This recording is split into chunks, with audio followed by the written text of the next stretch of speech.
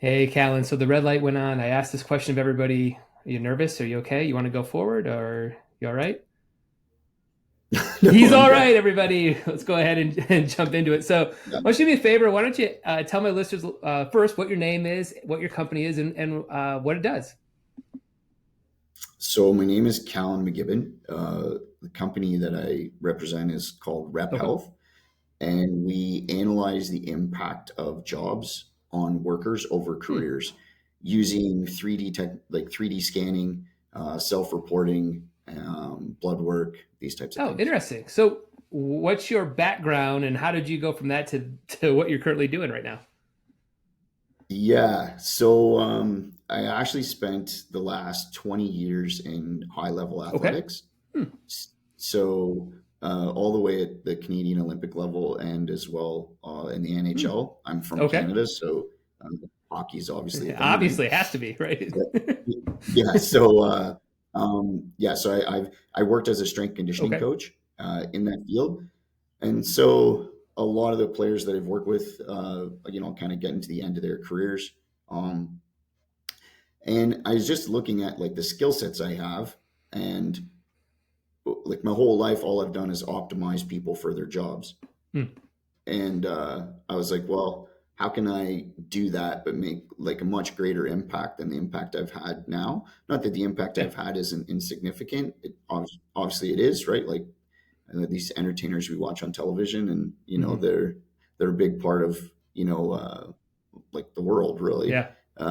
But it's not something that touches like more people. Hmm. I have an interesting role, right? Like I work with people that, earn massive amounts of money very quickly. And I spend a lot of time with them. Yeah. And then I'm, my regular life. And so you see like, the big difference, right? Mm-hmm. And I just really wanted to try to figure out a way where I could leverage the skills I had, um, but help like a really big amount of Sure. people. Sure. So that's how Rep Health kind of came into existence, and we only focus on like skilled Mm-hmm. trades. So where there's like a physical component to the job Gotcha. type, nothing corporate, Okay. like no white No, collar no, stuff. sitting at sending emails all day. Yeah, no podcast hosts. So yeah, Sorry. so I did dove in a little bit into your world before this, and I noticed that it seems like repetition and consistency is kind of sprinkled throughout a lot of your content. Talk to me about how that philosophy sort of drives your mission, in the day to day of what you're doing. Yeah, so Rep Health is basically like building healthy habits on Mm-hmm. repeat, Yeah. right? So, um, and understanding the repetitive movements of a Right. job. So it's it's always been for me like the foundation of creating like impactful change. So it's consistency over time, creating like good, healthy habits that mitigate you from any type of Hmm. risk and optimize you for from a monetization Right. standpoint. Right. Hmm.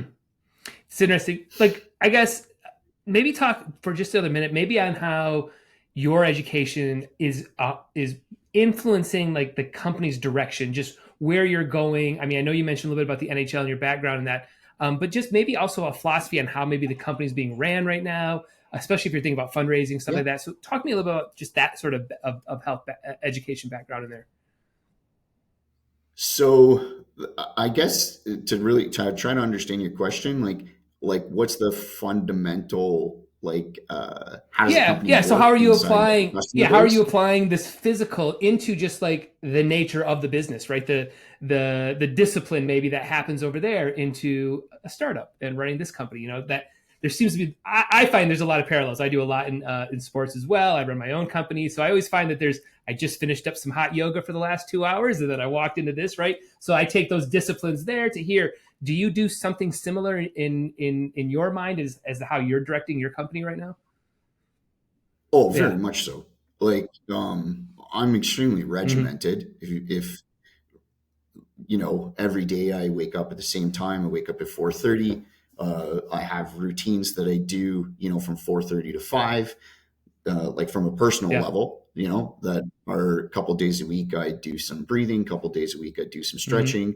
I'm not really like a high quality meditator. So for me, I just use like, the 4-4 or the box breathing techniques, Wim Hof's, whatever you want to say. I'll do some breathing. Then from there, I have a very regimented, I regiment everything, right? Like how much protein I eat for breakfast, like how many carbohydrates I have in a day, calorie surpluses, deficits, and match that to the met values of the exercise routines I do to make sure that like I'm hitting all of the goals that I want to hit from a personal, like physical level. All of that influences every single facet of the company. Like it influences the development team. They see that structure and discipline that I have every single day. And it creates a culture inside the company of people that are extremely disciplined. They understand, there's KPIs on everything, from, amount of code we're adding to the code base to, amount of old code, redundant code we're removing. There's releases, sprint times, amount of features we put in sprints. Like everything resembles the amount of structure and discipline I have in my day-to-day life, every facet of the company. That's cool. Yeah. Let's move over a little bit, talking, out around more just products and services. So how do you describe, in a nutshell, the services that you guys do, what somebody should be, getting into, like just how does the services actually work? So it's very, very, like kind of straightforward. So we first look at the job type. From the job type, we create like a daily diary or a daily check-in. We call it Shift Tracker. Shift trackers, like, 3 or 4, maybe up to 6 questions that a worker gets asked when they first get to work. Then once we've got, the inputs the first time from like how long they're there, that type of thing, then we can send push notifications at the end of work. And we can ask a series of questions at the end of the work day that are, them sharing their story of how their job affects their mental and physical well-being. Then we tie that to on-site 3D body scans. So we use 3D body scanners that we ship on-site to the workforces. Workers go in there, it does a 3D rendering of them, and we link all of that 3D rendering to years of service and job type. And then we map out basically, let's say we're at a manufacturing company that manufactures like medical supplies.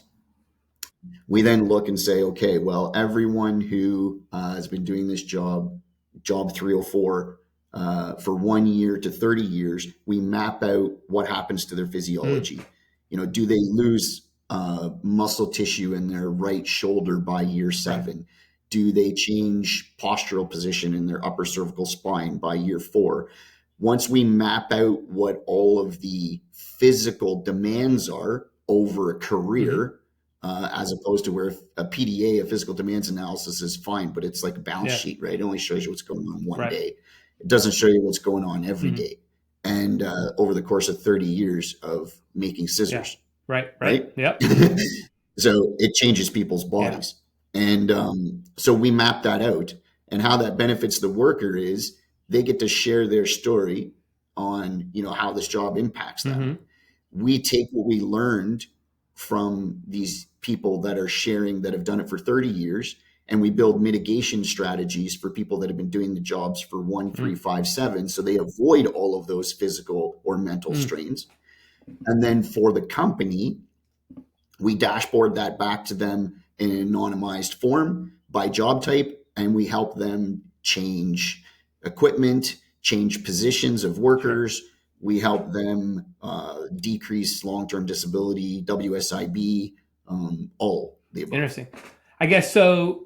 Who is your actual customer in what you're talking about? Is it the worker, the company, insurance companies, kind of grabbing data, right? Like, hey, we should prepare for this. Like, is it all of the above? Yeah. So, no. Okay. We have a very strong philosophy on the value of someone's health data. So we currently only sell to unions. Oh, okay. And the reason we only sell to unions is engagement. We ran 3 years of a prototype inside the corporate world. And in the corporate world, we were averaging sometimes, which was actually a great number, surprisingly, 11 to 12% engagement in our product. When the product was coming from the company to the employee. Where this gets weird is the companies offering this product to the employee because they actually want to improve the health of the employee, because then it decreases costs for the company and makes everybody better.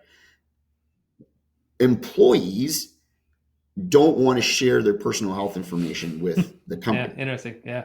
And so there's in order to solve that, that's a big problem to solve. And it's unsolvable. And like at scale, it's unsolvable. You may be able to solve it if you like spent, quality, huge amounts of time inside a company changing their culture. But that's a different business. And so we switched to the union side, and our engagement went from like 11 to 80 to 95%. Oh, wow. Because the worker is sharing their information with the union, and they know that the union is then using that information to bargain on their behalf to get what's right for them. And that completely changed the game. As soon as we did a test on that side and we saw the engagement, we knew we were on the wrong side. And so we went to that side. And that side also has some personal alignment for me. I've been in healthcare, like the health space, my whole life. And I've owned gyms and stuff too. And I see people spending, you just mentioned to me that you did hot yoga for 2 hours. Yeah. So you're spending your own resources, your own time, after tax dollars on improving your health, which means that you're basically zero cost to the system and you're hyper productive. And you get nothing for that. But if you get sick in Canada, you can go to the doctor for free, and we can put you through our healthcare system. And depending on how we're treating you, we could be spending 10 to 50 to $1 million a year on you through taxes. So we're reimbursing you for bad behavior, and we're not reimbursing anyone for high quality health behavior. So for myself, I don't believe that we should be like not monetizing the value of health to the user. So for our business model, we cost 0.2 cents an hour to a worker, and we can return them $1,500 of wage earnings in the end of the year. You do that across 10,000 workers, we're putting $15 million back into workers' hands across a 10,000 number workforce. Fitbit's collecting your data, and they're selling it to insurance companies, which you already alluded to. So Fitbit's getting on 10,000 users, they're getting about $100,000 in revenue through insurance contracts or pharmaceutical data sales. That money's not going to you, Jeff, from your Fitbit. You're actually just buying the Fitbit and voluntarily letting them monetize your health habits. So I don't believe in that. I don't. No. Most people probably wouldn't if they knew that that's what was going on, or they just bought a Fitbit. I don't know, I got a Fitbit. It said I ran. Yeah, I want an Apple iWatch. Right. And I want the eye health products. I want to track my steps, and I want it to track my heart rate and my sleeping patterns. And so for us, it landed on a really great thing because we were able to help the person monetize their health. Yeah. So you talked a little bit ago about the 3D body imaging. Talk to me a little bit about what that is. What are we looking at here? Are these machines you own, rent? What are we talking about here with the 3D body imaging? Yeah, the 3D body scan is really, we're like an agnostic technology company. So we use existing tools in order to create an infrastructure to help users. We don't create hardwares or anything like that. So we purchase, 3D scanners from suppliers, and then we scale those 3D scanners through workforces. So they're all built into our business model. we don't have any set partnership with anyone. Like, we use a certain brands more than others just because they're super effective and have low, variances of error. Sure. But that's how that works. And then when it comes to blood work, we use dry blood cell sampling. Okay. Again, we use companies that supply those kits. Again, we're not manufacturing. We're a true software company. Yeah. Right. We're not building any hardware. Right. So we're just leveraging tools that are out there. Okay. Yeah. Let's dive into a little bit. I mean, we just kind of hit it on a little bit, but maybe we'll put a little more focus on it just around technology. How are you thinking, though, of using software, analytics, dashboards, et cetera, to drive engagement and to get people to participate, as opposed to like, oh, I'm not logging into something else. I don't, everybody's got a million logins. So how are you guys thinking about it and keeping people engaged in what you guys are doing? Well, that just comes down to product market fit. Okay. Like our messaging to a workforce is what drives the engagement. And the messaging is, dependent on year. So what's great about unions is the infrastructure of unions behind the scenes is all done by years of service, because that's how seniority works, right? If you're working in a mechanical contracting union and you've been at a steel plant for 20 years and a job comes up at a different spot and you apply, and I've only been here, you've been there for 20 years, I've been there for 5, and I apply, well, you get it because you've been there for 20 years, I've only been there for 5. It gets rid of a lot of politics, right? Yeah. So people don't like it, but it goes by seniority. So the infrastructure is already there. So we just design all of our messaging around the infrastructure of years of service. So, when we go into a union, we say, scan today to share your story with, the future, the next generation's worker. So how we create the habit is, our product market fit. We allow people to share their story and be heard as to safely where the data is benefiting them, to be heard as to how their job has impacted their physical and mental health. Yeah. And so when it comes to habit creation, like, it's instantaneous. Okay. Now you have to have a good, designer who's got a good interface and like makes things simple, but that's really getting, into the weeds.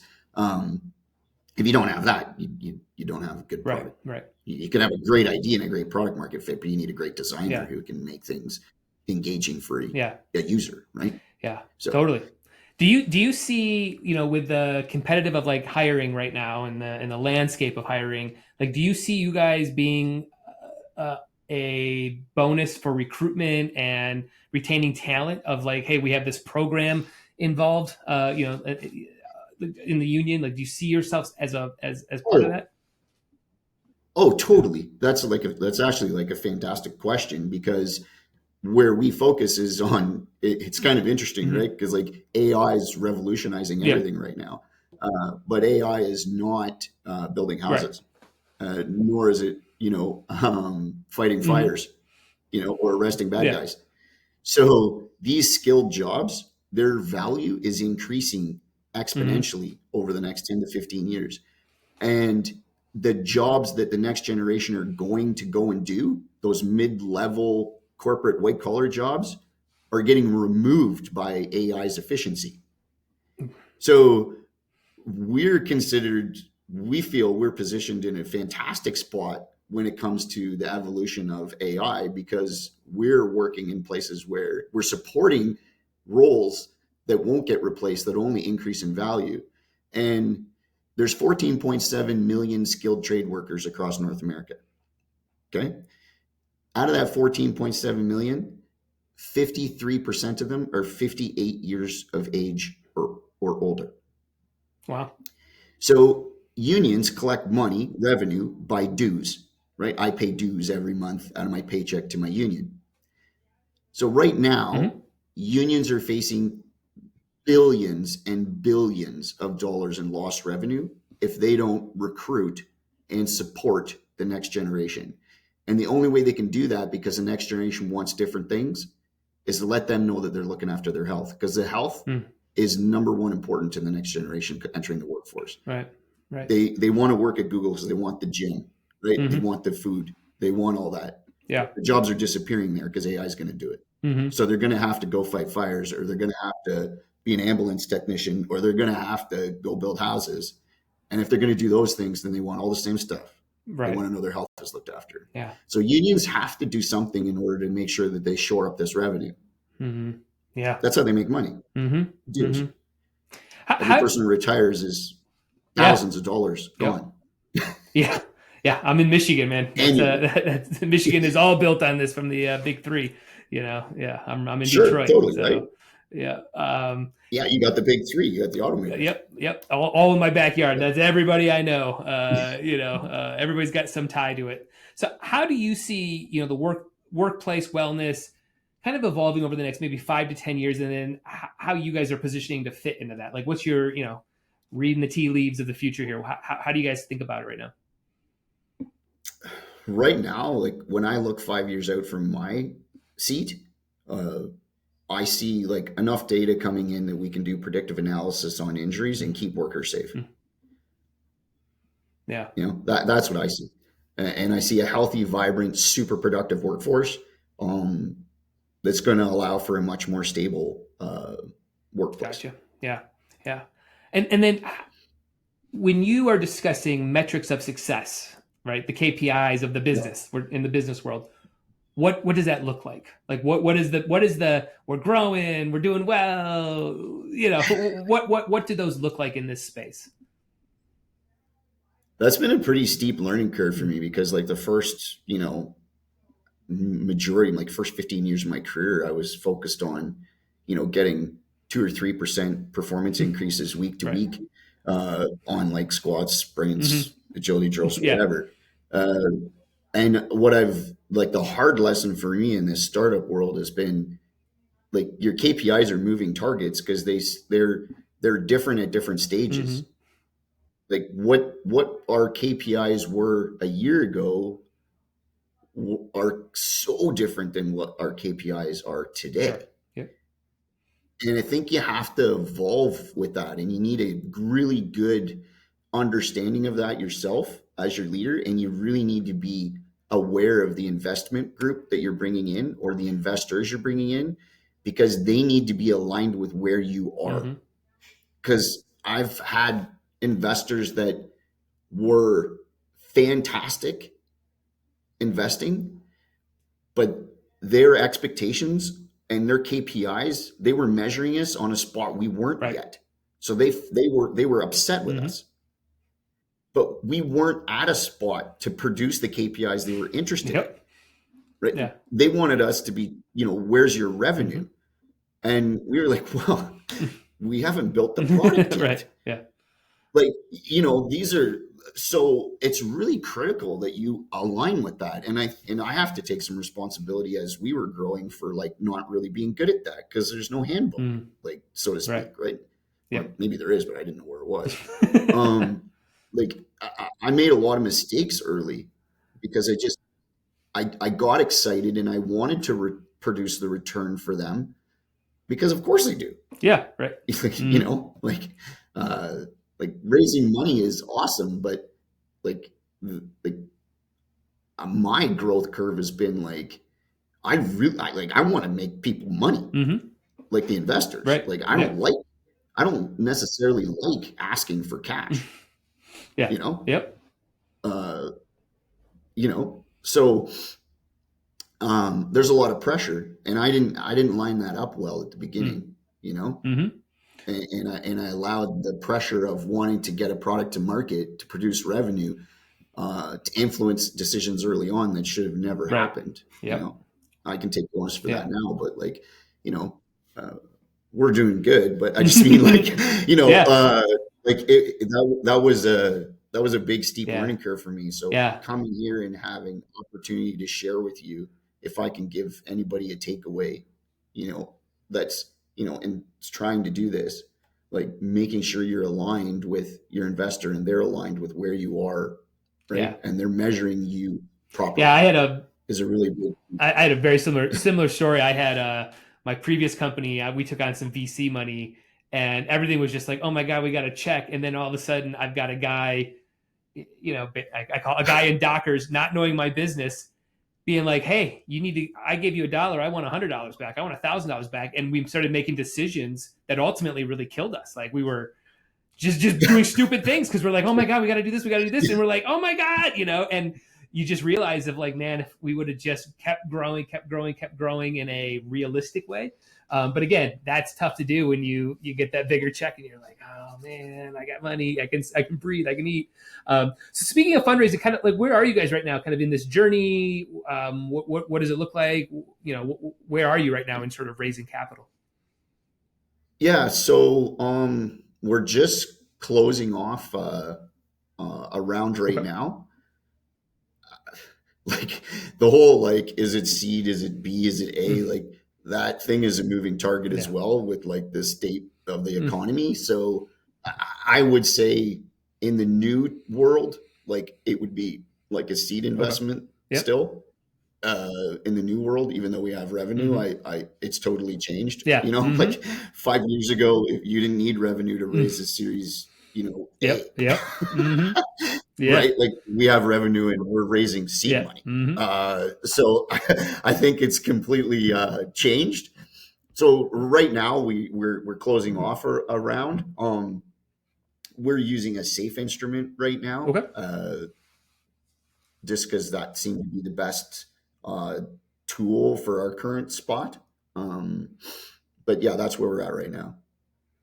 Cool. And how can people sort of dive in, learn obviously what you guys are currently doing? Is there websites to go to, offering pages? Like, where should people go to dive into your world?